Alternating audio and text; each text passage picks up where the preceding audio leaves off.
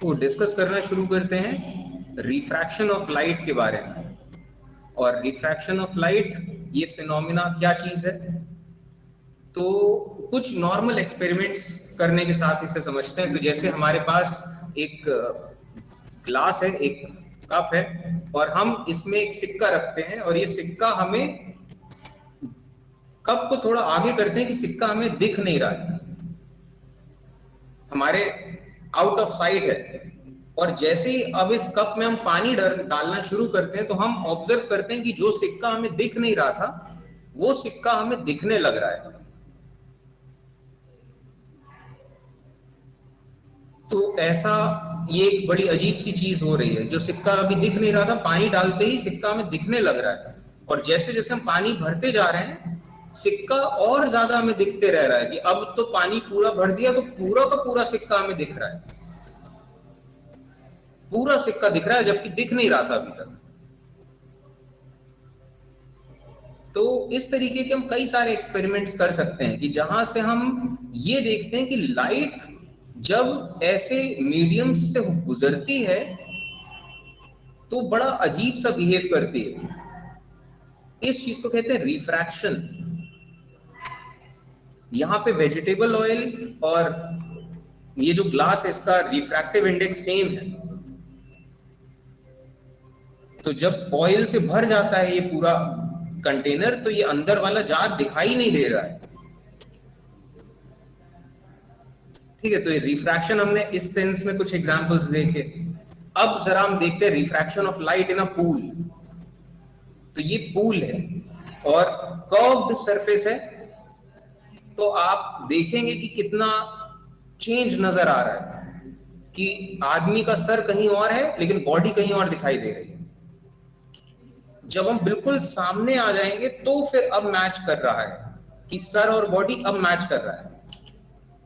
पानी से जब रेज लाइट की तरफ, लाइट रेज जब पानी से बाहर आ रही हैं तो चेंज हो रहे हैं उनका डायरेक्शन। और इसी चीज को हम ऑब्जर्व करें अगर तो ग्लास स्लैब के थ्रू, तो पहला केस तो ये रहा कि जो लाइट रेज बिल्कुल जिस सरफेस पे टकराएंगी, इस सरफेस पे अगर नॉर्मल बनाए तो 0 डिग्री बना रहे हैं ये लाइट रे इस नॉर्मल के साथ। तो ये लाइट रे बिल्कुल 0 डिग्री पे आई है, ग्लास के अंदर घुसी है, सीधा सीधा गई और सीधा सीधा निकल गई। तो इस चीज को कहते हैं रिफ्रैक्शन।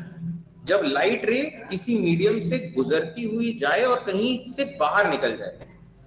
अभी तक रिफ्लेक्शन था कि लाइट रे आके टकरा के कहीं चली जा रही। तो रिफ्रैक्शन अब यहां पे हम देखेंगे जैसे जैसे हम एंगल बनाते हैं तो हम ये देखेंगे कि कुछ अलग सी चीज हो रही है। लाइट रे आ रही है, थोड़ी सी लाइट रे रिफ्लेक्ट हो रही है, ये हल्का सा बहुत फेंट सा आपको दिखाई दे रहा है, ये रिफ्लेक्टेड लाइट रे। और यहाँ पे इस पॉइंट पे ये नॉर्मल ये रहा, तो angle of incidence is equal to angle of normal. अब यहाँ पे थोड़ी लाइट रे रिफ्रैक्ट हो रही है, अंदर की तरफ जा रही है, और हम देखते हैं कि डेविएशन है। लाइट रे आ रही थी इस रास्ते, तो इसे चले जाना चाहिए था इस रास्ते, लेकिन ये इस रास्ते जाने के बजाय लाइट रे थोड़ा सा मुड़ गई, और अब ये पूरे के पूरे रास्ते में सीधा सीधा जा रही है, और जैसे ही ग्लास स्लैब से निकल रही है वापस से फिर दूसरी तरफ मुड़ जा रही है। तो ये चीज हम ऑब्जर्व करते हैं रिफ्रैक्शन। जैसे जैसे एंगल चेंज हो रहा है वैसे वैसे हम देखते हैं कि डेविएशन भी ज्यादा बढ़ रहा है। ठीक है, तो ये डेविएशन कि लाइट रे कहां चली जानी चाहिए थी लेकिन ये लाइट रे डेविएट हुई, और फिर कहां जानी चाहिए थी फिर से डेविएट हुई। दो बार लाइट रे डेविएट हो रही है जब मीडियम एक मीडियम से दूसरे मीडियम में जा रही है, और यहाँ पे फिर इस मीडियम से दूसरे मीडियम में जा रही है। तो लाइट रे जब एक मीडियम से दूसरे मीडियम जाएगी तो उसका पाथ चेंज होता है। तो ये चीज रिफ्रैक्शन, थोड़ा लाइट रिफ्लेक्ट होगी, थोड़ी रिफ्रैक्ट होगी। और ये जैसे अब यहाँ पे कर्व्ड है, यहाँ पे रिफ्रैक्ट जहां पे हो रही है अंदर की तरफ है,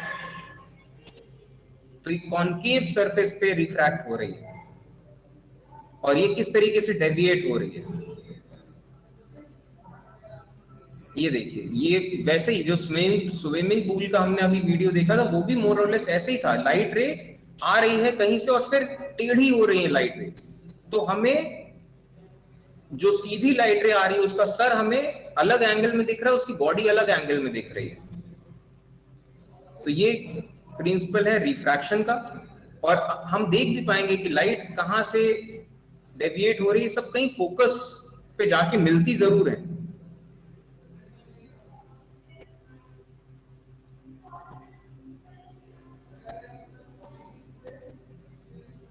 हम देख रहे हैं कि लाइट रे आ रही है और फिर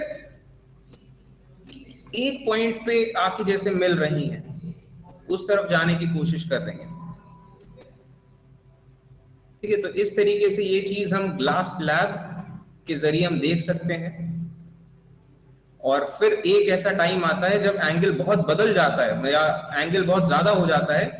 तो हम जैसे यहां देखिए, हम जैसे जैसे एंगल बढ़ा रहे हैं वैसे वैसे हम ऑब्जर्व कर रहे हैं कि ये जो लाइट रे निकल रही है यहां से, रिफ्रैक्टेड लाइट रे, उसका एंगल घटता ही जा रहा है।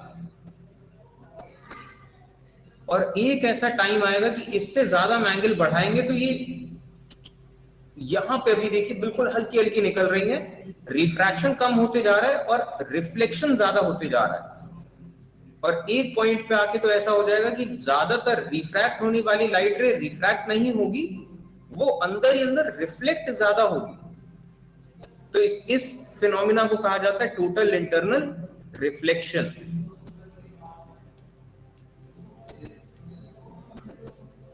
सर ये जो मार्बल टाइप के सब्सटेंस है उसे ग्लासी सब्सटेंस बोलेंगे क्या? हाँ, ये ग्लास है, ये ग्लास स्लैब है अलग अलग शेप्स के। और हम ये भी देखते हैं कि जैसे ये वाला जो ये प्लेनो कॉनकेव है, ये डाइवर्ज कर रहा है, लाइट रे आई इसको दूर कर रहा है। और ये थोड़ा प्लेनो कॉन्वेक्स है, तो ये लाइट रे को कन्वर्ज करने की कोशिश कर रहा है कहीं ना कहीं, जो लाइट रे डाइवर्ज हो रही है उसको सीधा कर दे रहा है। तो हम इससे ये भी देखते हैं कि लाइट इंडिविजुअली कैसे भी जहां जहां से पास होगी वहां वहां अपना डायरेक्शन चेंज करेगी। ठीक है, तो ये चीज हम देखते हैं ग्लास स्लैब। लेजर लाइट का यूज करके भी हम इस चीज को ऑब्जर्व कर सकते हैं। और लाइट बेंड हो रही है, लाइट रे यहां आ रही है नॉर्मल। अब ये एयर जो है वो लाइटर मीडियम है और ये ग्लास जो है वो डेंसर मीडियम है, डेंसिटी ज्यादा है। तो जब लाइटर मीडियम से लाइट डेंसर मीडियम में जा रही तो नॉर्मल, ये जो नॉर्मल है, नॉर्मल की तरफ डेविएट हो रही है, नॉर्मल की तरफ बेंड हो रही है और सीधा सीधा चल रही है। जब इस पॉइंट पे नॉर्मल ये रहा, जब डेंसर मीडियम से लाइटर मीडियम में जा रही तो नॉर्मल के दूसरे साइड जा रही, नॉर्मल से दूर जा रही। ये चीज हम ऑब्जर्व करते हैं रिफ्रैक्शन में। ठीक है, तो ये सब चीजें हैं। अब ऐसा होता क्यों है? ऐसा इसलिए होता है कि जो इंडेक्स ऑफ रिफ्रैक्शन, जितने भी चीजें हैं नेचर में, सबका एक इंडेक्स ऑफ रिफ्रैक्शन है, एक कुछ डेंस, जितनी डेंसिटी के मुताबिक index of refraction. Her medium में स्पीड ऑफ लाइट जो है वो चेंज होती रहती है। तो वैक्यूम में speed of light c, air में स्पीड ऑफ लाइट थोड़ी कम होती है, 99% करीब of speed of light. Water में स्पीड ऑफ लाइट और कम हो जाती है, 0.75 रह जाती है of the speed of light. Sir glass और सी प्लास्टिक मीन्स? में c means speed of light, 3 lakh metres per second. ठीक है, तो ये स्पीड ऑफ लाइट का 67.67 हिस्सा बच रहा है ग्लास और प्लास्टिक में। तो यानी कि जैसे जैसे डेंसिटी बढ़ रही है, डायमंड में देखिए स्पीड ऑफ लाइट और कम हो जाती है। तो जैसे जैसे डेंसिटी ऑफ मीडियम बढ़ रहा है वैसे वैसे हम ये चीज देखेंगे कि वो हो रहा है, स्पीड ऑफ लाइट कम हो रही है।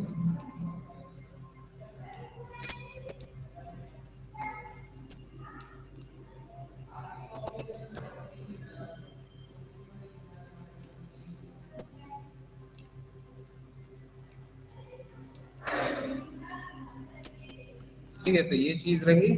और खैर अब आगे बढ़ते हैं।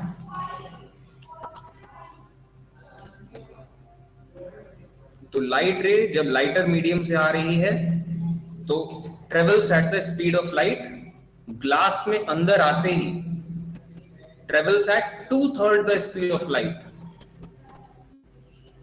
स्पीड ऑफ लाइट कम है यहाँ पे, तो इस वजह से डेविएशन होता है, और फिर से यहाँ पे स्पीड ऑफ लाइट फिर नॉर्मल हो जानी है, तो फिर नॉर्मल से अलग जाती है। अच्छा, ये डेविएशन क्यों होता है हम इसको भी अभी देखेंगे थोड़ी देर में, कि अच्छा ये एक मीडियम से दूसरे मीडियम जाने में ये लाइट रे बेंड क्यों हो जाती है। ठीक है, तो ये चीजें रही। तो ये तो रहा रिफ्लेक्शन बाय ग्लास स्लैब। तो हम इस चीज को देखते हैं। तो रिफ्रैक्शन ऑफ लाइट, तो कई सारे नॉर्मल डेली लाइफ के फिनोमेना हमें नजर आते हैं। पानी में अगर आप स्टिक डाल दें या कोई पेंसिल डाल दें तो हमें ये टेढ़ा सा नजर आता है कि जैसे कुछ मुड़ सी गई है पेंसिल या ये जो भी स्टिक है। और इसके अलावा रिफ्रैक्शन ऑफ लाइट हमें नजर आता है, आप किसी कांच की ग्लास में पानी भर के उसमें नींबू डाल दें, नींबू बड़े दिखाई देने लगते हैं। अब पानी में किसी भी चीज को आप डाल दें वो थोड़ा बड़ा दिखाई देने लगता है। जो ग्लास स्लैब ऐसा होता है, किसी लिखी हुई लेटर्स के ऊपर अगर आप रखें तो लेटर्स ऐसा लगता है कि उभर के आ गए। और इसके अलावा ये ग्लास स्लैब के थ्रू रिफ्रैक्शन जो हम देखते हैं ये तो है ही। ठीक है, तो ये अलग अलग टाइप ऑफ रिफ्रैक्शंस।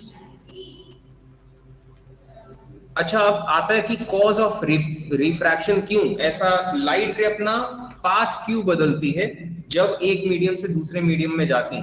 तो इसका आप एनालॉजी ये समझिए कि एक तरफ है स्मूथ पेवमेंट, एक तरफ बड़ी स्मूथ रोड है और दूसरी तरफ है मिट्टी वाला इलाका। तो अब जब लाइट, या आप कार के एग्जांपल से समझिए, कार जब आ रही है एक एंगल पे, तो जैसे ही ये ऐसे खराब एरिया पे एंटर करती है तो इसका ये जो पहिया है, ये पहला वाला पहिया, इसकी स्पीड कम हो जाएगी, लेकिन ये वाला जो पहिया है जो इस टाइम पे ये है, इसकी स्पीड उतनी रहेगी। तो इसकी स्पीड कम हो जाएगी, इसकी स्पीड उतनी रहेगी, तो इसके चलते क्या होगा, ये गाड़ी थोड़ा मुड़ जाएगी। कीचड़ में आते ही गाड़ी थोड़ा सा मुड़ जाएगी नॉर्मल के डायरेक्शन में। वही चीज लाइट के साथ होता है कि जब लाइट एक एंगल पे आती है तो लाइट वेव फ्रंट्स में आती है। वेव फ्रंट, ये जैसे एक वेव फ्रंट है, तो इस पॉइंट पे आते ही इधर का जो वेव फ्रंट है ये धीमे चलेगा, और इधर का ये जो वेव फ्रंट है, इतना पूरा एरिया ये उसी स्पीड से चलेगा। तो ये पूरा का पूरा वेव फ्रंट जो है ये इधर धीमा होता है, इधर उसी स्पीड से रहता है, तो पूरा का पूरा वेव फ्रंट शिफ्ट हो जाता है दूसरे डायरेक्शन में। तो ये एक तरीके का एनालॉजी है समझाने के लिए कि एक्चुअली क्या हो रहा है वहां पे लाइट के केस में। तो वेव फ्रंट जो है, जो ये वेव फ्रंट, ये कह लीजिए कि वो होते हैं कि इनका डायरेक्शन चेंज हो रहा है। और जैसे कि मैं आपको इसका एक और कुछ वीडियो दिखा सकता हूं।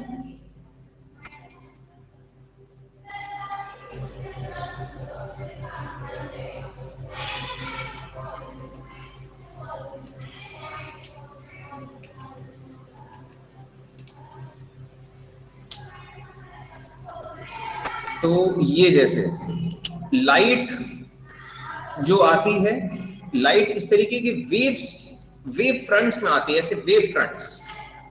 और जब ये अभी बिल्कुल 0 डिग्री कह लीजिए, तो वेव फ्रंट ये बिल्कुल अनअफेक्टेड रहता है एक तरीके से। लेकिन जब यही वेव फ्रंट कुछ एंगल पे आता है तो ये जैसे ये डिस्पर्जन ऑफ लाइट का फिनोमेना हम प्रिज्म में देखते हैं, तो इसमें भी क्या हुआ, इसमें भी डेविएशन ही हुआ, क्योंकि ये भी एक तरीके से रिफ्रैक्शन ही है। तो लाइट रे आती है वेव फ्रंट्स के फॉर्म में। अब ये यहां इस पॉइंट पे जो टकराई, तो इधर का जो वेव फ्रंट है ये धीमा होगा, इधर का वेव फ्रंट उसी स्पीड से चलता रहेगा। तो इस वजह से ये धीमा होता है, ये तेज होता है, तो पूरा फुल वेव फ्रंट जो है वो पूरा का पूरा फुल वेव फ्रंट डिफ्लेक्ट होता है। और इसी वजह से डिस्पर्जन भी होता है। अब क्योंकि व्हाइट लाइट जो है वो अलग अलग रंगों से मिलके बनी है, तो अलग अलग रंगों के वेव फ्रंट्स को आप इस तरीके से इमेजिन कर सकते हैं। तो ये जो रेड है, रेड की फ्रीक्वेंसी थोड़ी कम है, वेवलेंथ थोड़ी ज्यादा है, इसमें कम डेविएशन होता है।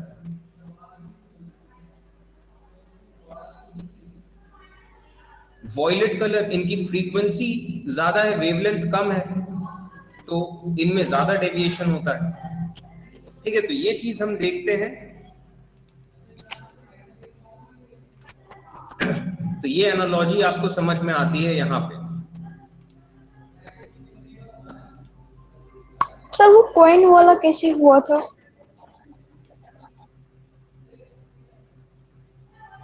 कॉइन वाला चलिए बताते हैं।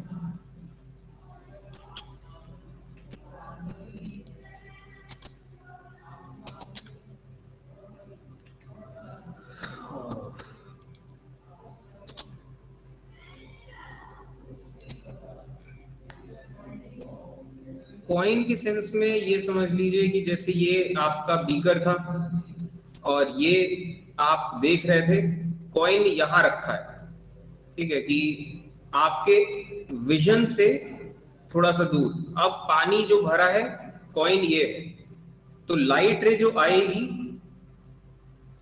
वो इस नॉर्मल से, अब क्योंकि डेंसर से लाइटर मीडियम में जा रही है तो लाइट नॉर्मल से दूर जाएगी, लाइट नॉर्मल से दूर जाएगी, तो ये कॉइन की लाइट जो अभी तक आपको दिख नहीं रही थी, जो यहां पे आपकी आंख होती तो आप कॉइन को देख पाते, लेकिन आपकी आंख यहां है तो आप कॉइन को नहीं देख पा रहे। लेकिन जैसे ही पानी डाल दिया वैसे ही ये लाइट रे जो यूं सीधा जा रही थी, वो लाइट रे डिफ्लेक्ट होके आपकी आंखों में आ रही, तो आपको लग रहा है कि ये जो कॉइन है वो यहां पे पड़ा है, क्योंकि आप, हमारी आईज इस तरीके से बनी है कि हमारा ब्रेन परसीव करता है स्ट्रेट लाइट रेज, कि लाइट रेज आंखों पे तो आई, तो यानी कि ये चीज यहां कहीं पड़ी और सीधा सीधा लाइट आ रही है।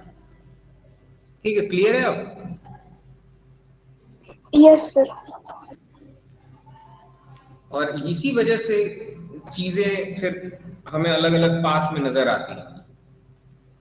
ठीक है, तो ये चीज हमने देखी। तो रिफ्रैक्शन क्यों होता है कि जब वेव फ्रंट आते हैं, तो वेव फ्रंट जब आएंगे तो इनका डायरेक्शन इस वजह से चेंज होगा क्योंकि स्पीड चेंज होती है। तो जब अलग अलग वेव फ्रंट्स किस तरीके से, जैसे यहां पे वेवलेंथ, दो वेव्स के बीच की जो डिस्टेंस है, वेवलेंथ ज्यादा है, तो अंदर ही बाउंड्री का है, तो वेवलेंथ कम हो रही है और स्पीड उतनी कांस्टेंट नहीं, स्पीड भी कम होगी वैसे। यही वेव्स जो लाइट के फॉर्म में हम देखते हैं, वेव्स तो पानी के फॉर्म में भी आती हैं।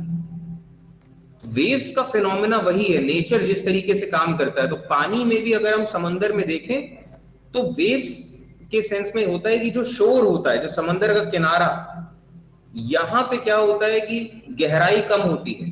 जो आप देख रहे हैं पानी की गहराई कम है, और जब पानी की गहराई कम होती है तो होता यह है कि वेव्स, अभी देखिए किस तरीके से आ रही हैं।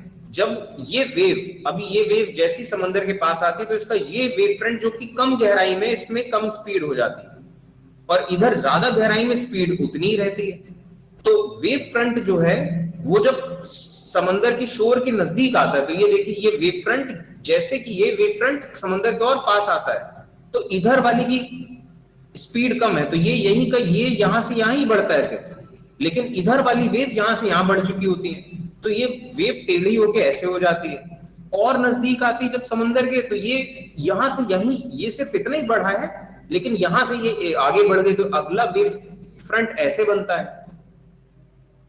इन्हें इस ऐसे तरीके के जो करंट्स होते हैं या वेव्स, इनको कहते हैं लॉन्ग शोर करंट। तो ये हमें वेव, पानी के वेव्स में भी नजर आता है ये रिफ्रैक्शन, कि जो शैलो एरिया है या जहां पे गहराई कम है, वहां पे वेव्स कंप्रेस होती है और डायरेक्शन इनका चेंज होता है। तो ये चीज है कि तो एक मीडियम से दूसरे मीडियम में जब वेव जाती है तो वेवलेंथ कम होती है, जब डेंसर मीडियम में जाती है तो वेवलेंथ कम होती है। ठीक है, तो ये डेंसिटी के अकॉर्डिंग ये चीज चलती है। तो अगर ये ज्यादा डेंसिटी है तो ज्यादा रिफ्रैक्शन होगा, और ज्यादा डेंसिटी तो और ज्यादा रिफ्रैक्शन होगा, डेविएशन उतनी ज्यादा होगा जितना ज्यादा डेंस होगा चीज। ठीक है, यही से कॉन्सेप्ट आता है ऑप्टिकली रेयर मीडियम का और ऑप्टिकली डेंसर मीडियम का। लाइट के हिसाब से कौन ज्यादा डेंस है, लाइट के हिसाब से कौन रेयरर मीडियम है। ठीक है, तो ये कॉन्सेप्ट रिफ्रैक्टिव इंडेक्स का आता है यहां से।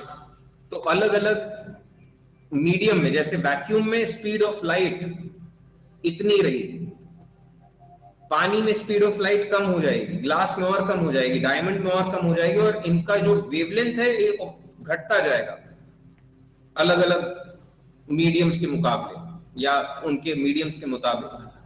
ठीक है, तो ये रिफ्रैक्टिव इंडेक्स का फिनोमेना है, और यही रिफ्रैक्शन का जो कॉन्सेप्ट हम देखते हैं, यही कॉन्सेप्ट हमें अपने रियल लाइफ में कई जगहों पे नजर आता है। तो जैसे हम देखते हैं, कई बार आप बहुत गर्म इलाकों में अगर चले जाएं, रेगिस्तानी इलाकों में, तो कई बार लगता है कि आपको किसी चीजों की, ऊंचाई वाली चीजों की परछाई नजर आती है उन्हीं के नीचे। तो कई बार ऐसा आभास होता है कि नीचे कोई तालाब वालाब है, कि पानी में रिफ्लेक्शन आ रहा है, और इस चीज को कहा जाता है मिराज।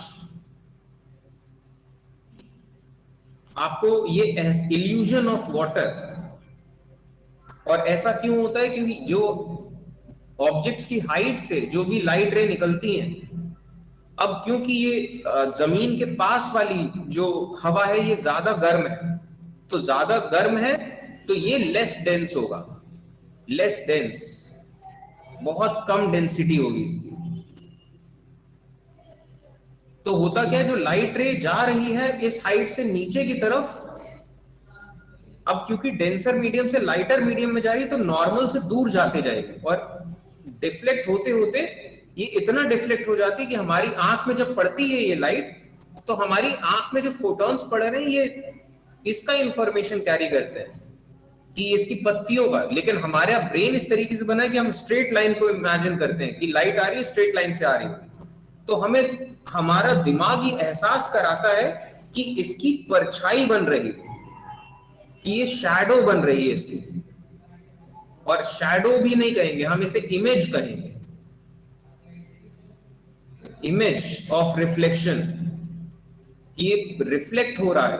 और हमारा दिमाग हमें बताता है कि जरूर यहाँ कोई तालाब होगा, कोई पानी का कोई बॉडी होगा, तभी वो रिफ्लेक्ट हो रहा है। मछली पे निशाना लगाते टाइम मछली कहीं और होती है, हमें दिखाई कहीं और देती है। और इनफैक्ट जब गहराई भी कम होती है, मछली की गहराई अगर आप देखें तो एक्चुअल डेप्थ ज्यादा है, ये अपरेंट डेप्थ है। ठीक है, तो ये मछली रियलिटी में कितना है, एक्चुअल डेप्थ, एक्चुअल डेप्थ इतनी है मछली की। और अपैरेंट आपको लगता क्या है कि मछली की गहराई सिर्फ इतनी है। तो ये भी एक कॉन्सेप्ट आता है, और यही रिफ्रैक्शन के कॉन्सेप्ट से ये भी चीज आती है कि हमारा एटमॉस्फेयर भी अलग अलग लेयर्स ऑफ गैसेस से बना है। तो जैसे जैसे ऊपर की जो गैसेस है इनमें ऑप्टिकली थिन है, ये इनकी डेंसिटी कम है, और जो जमीन के पास वाले जो लेयर्स हैं गैसेस की ऑप्टिकली डेंस है, यहाँ पे ज्यादा मॉलिक्यूल्स है, डेंसिटी ज्यादा है। तो इसके चलते रिफ्रैक्शन होता है, जो सितारों से आने वाली रोशनी भी रिफ्रैक्ट होकर हमारी आंखों में पड़ती है। तो इसकी वजह से तारा जहां पे होता है एक्चुअली थोड़ा अलग नजर आता है, कहीं और नजर आता है। तो स्टार की अपरेंट पोजीशन अलग है और रियल पोजीशन अलग है, क्योंकि ये डेंसिटी बढ़ती जा रही है, तो नॉर्मल की तरफ वो डिफ्लेक्शन होता है। ठीक है, तो ये सब चीजें हमने देखी, और यहां से फिर आते हैं लॉज ऑफ रिफ्रैक्शन। ठीक है, तो कुछ इस रिफ्रैक्शन के लॉज होते हैं, तो इन लॉज के बारे में हम जैसे देखें,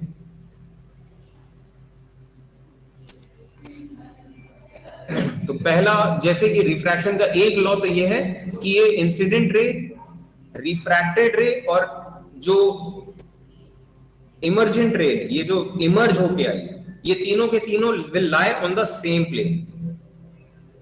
कि ऐसा नहीं कि लाइट रे आई और जब दूसरे मीडियम में एंटर कर रही तो वो यूं निकल जाएगी दूसरे प्लेन में, ऐसा नहीं होगा, वो सेम प्लेन में रहेगी, जिस प्लेन से आई उसी से रिफ्रैक्शन, उसी से इमर्ज। और दूसरी चीज हर मीडियम का एक रिफ्रैक्टिव इंडेक्स होता है जिसे हम म्यू, इस साइन को कहते हैं म्यू। तो म्यू से डिनोट करते हैं, जो कि किसके बराबर होता है, sine of i upon sine of r. ये जो साइन थीटा, इस एंगल का साइन थीटा और इस एंगल का साइन थीटा, तो ये सेम होगा। तो n1 साइन थीटा 1 पहला मीडियम का रिफ्रैक्टिव इंडेक्स इनटू इसका साइन थीटा, ये बराबर होगा n2 दूसरे मीडियम का रिफ्रैक्टिव इंडेक्स और दूसरे मीडियम का ये थीटा का sine, sine theta 2। Sir refractive index means? Refractive index हर मीडियम का इनहेरेंट एक प्रॉपर्टी है कि लाइट उससे गुजरेगी तो कितना डिफ्लेक्ट करेगा। तो ये रिफ्रैक्टिव इंडेक्स हर मीडियम का अपना एक होता है। तो किसी मीडियम का रिफ्रैक्टिव इंडेक्स कितना है वो इसी तरीके से निकलेगा कि sine i upon sine r, कि लाइट रे आती है किसी एंगल पे तो कितना रिएक्शन का ये एंगल क्या है, ठीक है। तो लाइट रे आई, इंसिडेंट रे, ये एंगल आई है angle of incidence, angle r है एंगल ऑफ रिफ्रैक्शन, ठीक है। तो ये म्यू साइन होता है। और ये कहां से आया, ये इसी तरीके से आया कि जो वेव्स होती हैं ये वेव फ्रंट में आती हैं। तो जैसे जैसे वेव, जैसे ये आप इमेजिन करिए ये एक वेव फ्रंट है, इस वेव फ्रंट का ये वाला पार्ट घुस गया है ग्लास में, तो ये इसका एंगल चेंज हो गया है। ये वाला वेव फ्रंट, इसका एंगल, ये एंगल क्या है, एंगल थीटा 2, ये वाला एंगल, और ये इसी के बराबर है, ये वाला थीटा 2 इसके थीटा 2 के बराबर है। तो sine of theta 1 upon sine of theta 2 ये हमें देगा v1 अपॉन v2 या फिर लैम्डा 1 अपॉन लैम्डा 2। लैम्डा ये होता है वेवलेंथ। तो रिफ्रैक्टिव इंडेक्स का साइन एंगल से भी रिलेशन है, वेलोसिटी से भी रिलेशन है कि इस वेलोसिटी में स्पीड ऑफ लाइट क्या होगी, इस मीडियम में स्पीड ऑफ लाइट क्या होगी, और इस मीडियम में वेवलेंथ और इस मीडियम का वेवलेंथ। तो ये कनेक्टेड है पूरा सिस्टम इस तरीके से, ठीक है। तो ये इसके कुछ क्वेश्चंस हैं जिनको हम आगे के लेक्चर्स में देखेंगे। फिलहाल अभी यहाँ भी 10th वाले स्टूडेंट्स अभी है नहीं, इनको तो बाद में फिर करेंगे। अभी आगे बढ़ते हैं। अब हम देखते हैं रिफ्रैक्शन बाय स्फेरिकल लेंसेज। ये अब इसके थोड़े बहुत क्वेश्चंस हैं, इसी रिफ्रैक्टिव इंडेक्स के क्वेश्चंस, और फिर क्वेश्चंस ही क्वेश्चंस में फिर थोड़े बहुत हम इनको सॉल्व करेंगे, ठीक है। ये जैसे अपरेंट डेप्थ, रियल डेप्थ, पानी का रिफ्रैक्टिव इंडेक्स हमें दिया है, तो refractive index is equal to real depth upon apparent depth. तो यहां से आप लगा सकते हैं कि रियल डेप्थ अगर इतनी गहराई है तो आपको दिखाई देगी पानी में इतनी गहराई से। तो ये ऐसे भी सवाल बनते हैं, तो ये चीज भी ध्यान रखिएगा कि लाइट रे आई इस पॉइंट पे नॉर्मल अगर आप बनाए तो ये रहा नॉर्मल, तो ये डेंसर मीडियम से लाइटर मीडियम में जा रही है तो नॉर्मल से दूर जाएगी, और नॉर्मल से दूर की तरफ जाएगी। तो इस रे को एक्सटेंड करें तो ये लाइट रेज कन्वर्ज होते नजर आ रही है थोड़े ऊंचाई पे, ठीक है। तो इस तरीके से इनके फॉर्मूले होते हैं।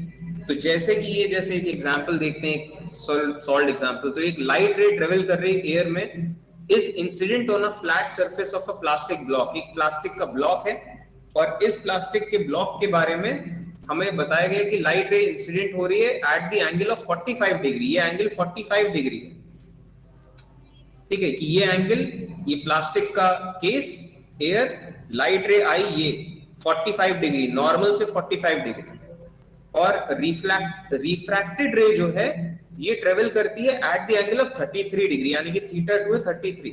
तो आपसे पूछा गया what is the refractive index of the plastic. तो रिफ्रैक्टिव इंडेक्स हम लगाएंगे स्नेल्स लॉ। तो स्नेल्स लॉ क्या होता है, n1 sin theta 1 is equal to n2 sin theta 2।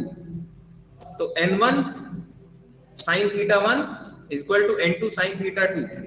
तो यहां से हमें ये चीज मिलेगी कि n1 is equal to ni sin theta 1। ये तो इन्होंने i और ये करके कर दिया। खैर ni ये एयर का रिफ्रैक्टिव इंडेक्स होता है 1। तो हम इस चीज में जब ये लगाएंगे तो ये क्या होगा, n1 sin theta 1 1 into sin of 45 is equal to n2, यानी कि n2 ये जो refractive index of plastic, n2 sin theta 2 यानी कि sin 33। तो अब sin 45 की वैल्यू आपको रख देनी, sin 33 की वैल्यू रख देनी, तो बस सिंपल सा आंसर आ जाएगा। तो इसका रिफ्रैक्टिव इंडेक्स होगा 1.3, यानी कि इससे एयर से तो ज्यादा ही। इस तरीके से सवाल लगाए जाते हैं, और कई बार ये n speed of light in air, speed of light in glass, इससे भी जुड़ता है। तो ये हम देखते हैं कि ये स्नेल्स लॉ जो हम कहते हैं, ये स्नेल्स लॉ अलग अलग चीजों के लिए मैच करता है कि ये जो म्यू है, म्यू यहां से वेलोसिटी भी चेंज होता है लाइट का, वेलोसिटी की वजह से एंगल का बदलाव होता है और वेवलेंथ का भी बदलाव होता है, और म्यू से ही एपरेंट डेप्थ का कॉन्सेप्ट आता है। तो ये सारे के सारे जितने टाइप ऑफ क्वेश्चंस हैं, ये सब म्यू से हो जाएंगे कि वेलोसिटी यहां पे इतनी है तो इस मीडियम में वेलोसिटी क्या होगी, लाइट। तो म्यू का value is equal to velocity of light in vacuum, velocity of light in medium. Mu is equal to sine of this angle, sine of this angle. Mu is equal to wavelength of this upon that. Mu is equal to real depth upon apparent depth. तो इस तरीके से हम अलग अलग चीजों के बारे में हम कैलकुलेट कर सकते हैं। ठीक है, इनके सवाल हम बाद में करेंगे। और अब खैर फिलहाल आज के लिए इतना ही रखते हैं, आज के सेशन के लिए। अब रिफ्रैक्शन बाय स्फेरिकल